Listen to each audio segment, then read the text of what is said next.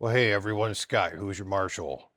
Today, it's a different type of video. Sometimes I struggle what topics to make a video about. Sometimes I'm in the mood to do a political rant. Sometimes I'm in the mood to show you what I've been doing, whether it's working on something here in the barn outside, cutting down a tree, splitting firewood, going hunting, whatever it is. But lately, I've just been kind of struggling, and it made me think about why I started this YouTube channel.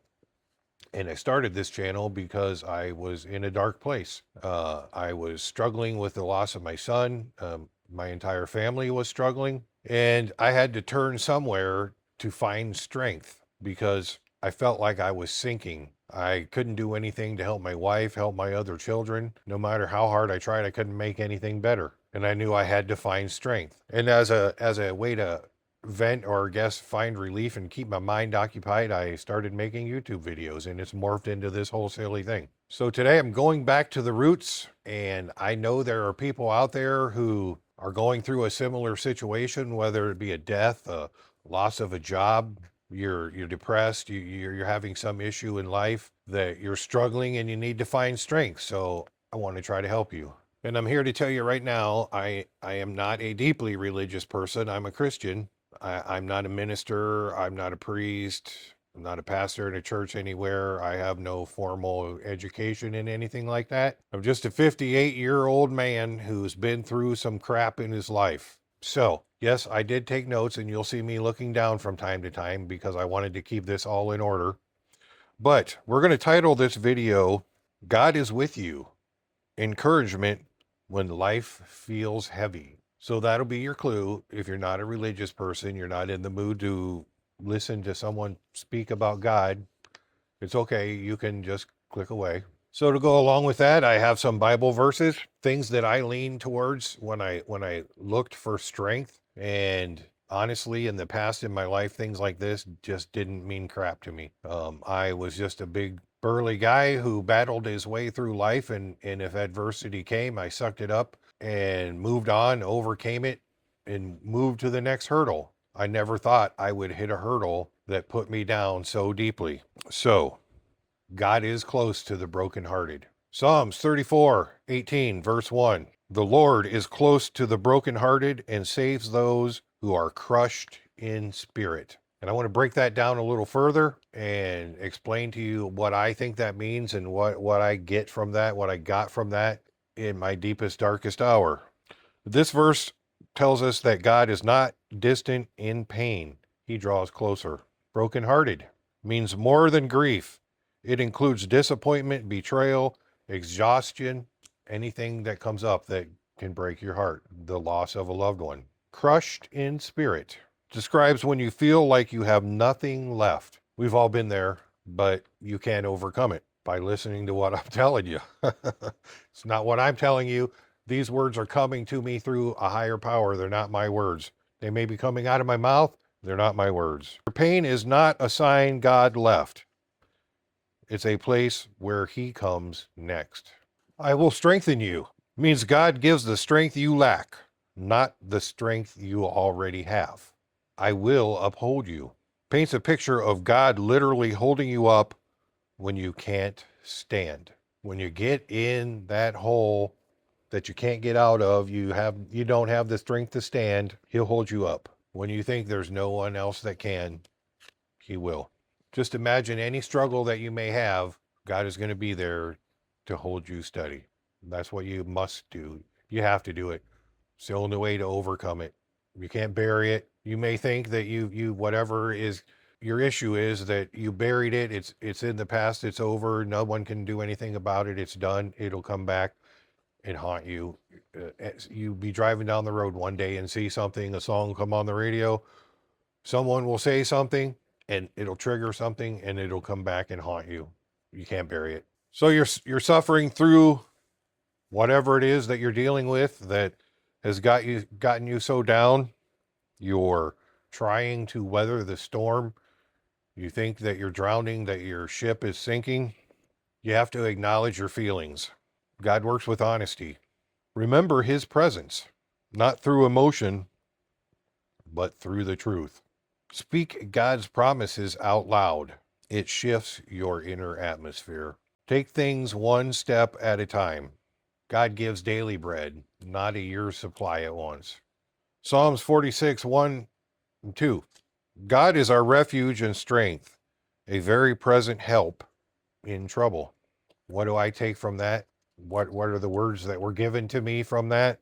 Refuge, a place when life hits hard. We all need a refuge. And what better one than turning to God? Strength. God does not just support you, he empowers you. He doesn't just protect you, he empowers you. He gives you strength. Very present help. God is instantly available, not delayed and not far away. You may not always have that feeling. You may feel like he left you, but he didn't. Don't give up. Never give up. You have to think of God as your strength through your storm. He's not going to instantly take the storm away and make it all better, but he's going to shelter you as you're weathering the storm. Matthew 11:28. Come to me, all you who are weary and burdened, and I will give you rest. Jesus invites the exhausted emotionally, spiritually, physically, mentally. He invites you. Burdened. To me, that means carrying loads you were never meant to carry alone. And you're not alone. That's the theme in this all. You're not alone. Rest is not sleep, it's inner peace, soul rest, relief from pressure. Just imagine if you had someone that you could hand your burdens, your stress, your guilt, your fear, your anxiety, all of those things that are tearing you apart. Just imagine if you had someone to just give them to and say, I'm done with these. I don't want them in my life anymore. You take them. Well, you have someone you can do that with. You just have to understand who that is. Romans 8:28. And we know that in all things God works for the good of those who love him. My take on that? This does not mean everything that happens is good. It means God can transform even painful things into something that strengthens, shapes, and blesses you. God is a redeemer. He repurposes pain for purpose. And trust me, when you're in the middle of that pain, you never think that it could be repurposed, but it can. You won't see it when you're in the middle of that storm, but when the waters are calm, you'll see it. What you need to do is trust the process, even when you can't see the outcome. You can never give up. You can never say, he has forsaken me, he has abandoned me, he has left me. Trust the process, and eventually the healing will come. You're someone who's struggling with something major right now, even if it's something minor that you feel is major, because you have extreme anxiety. It causes you to just panic, and everything becomes huge. There are some things that you can do in the moment to bring yourself down. You can take a deep breath and speak a promise to God. What's wrong with that? No one needs to know. It's between you and God. No one needs to know. No one needs to be there to support you. You can do this all by yourself. It's not weird to pray and speak to God. Make note of one thing that God has brought you through before. Pray a short prayer for strength. You don't have to read him a book. Just pray a short prayer and say, I'm really struggling. I need to calm down. I need some help. Give me that strength right now, and trust the process. Share your struggles with someone else. The worst thing you can do, in my opinion, is bottle everything up. I did that, and it's not good. It's not good at all. It will eat you alive. Share it with someone. Don't be afraid to tell someone your feelings. Listen to worship in scripture to fill your mind with truth. There again, you don't have to go to church. You don't have to listen to it. You can get on the internet and Google whatever scripture you want, and they'll come up. Read them, listen to them, whatever you need to do, but don't be afraid to do it. My final verse, Joshua 1:9. Be strong and courageous, for the Lord your God is with you wherever you go. God doesn't say, be strong on your own. He's not going to leave you to do that. He says, strength comes from knowing God is with you in every moment. This verse is a reminder that courage is rooted in God's presence, not human confidence. That's where we get our courage from. You're not abandoned. God is fighting for you. You're not walking through this by yourself. Trust me, you're not. You may feel like it. but you're not. You're not walking through this alone. Wherever you go, whatever you face, whatever tomorrow holds, God is already there. You're not abandoned. You're not forgotten. Your story is not over. What feels like the end might actually be the beginning of something new. And trust me, when you're in the middle of something that just feels like the absolute end, you cannot even imagine how that could bring something new. Like I said, trust in the process, trust in your faith. It's not going to be easy, but you're not alone. And that day will come when that something new will come. I just need you to remember that God gives you rest. God gives you courage. He's with you always, whether you feel it or not. You're never alone. Be strong, be courageous. I really debated about making this video or not. Some of these struggles that I went through, I never really even told my wife because I was too busy trying to find a way to fix her.